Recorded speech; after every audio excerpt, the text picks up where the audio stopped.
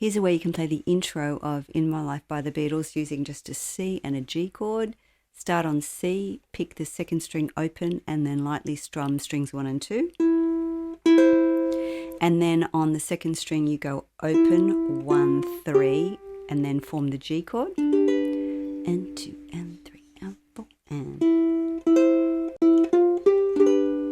2 and 3 and 4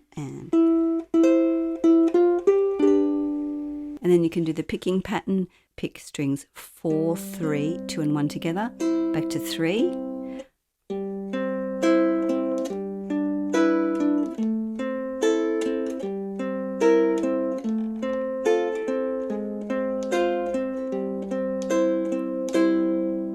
and 2 and 3 and 4 and 2 and 3 and 4 and 2 and 3. There are places I remember in my life, though some have changed.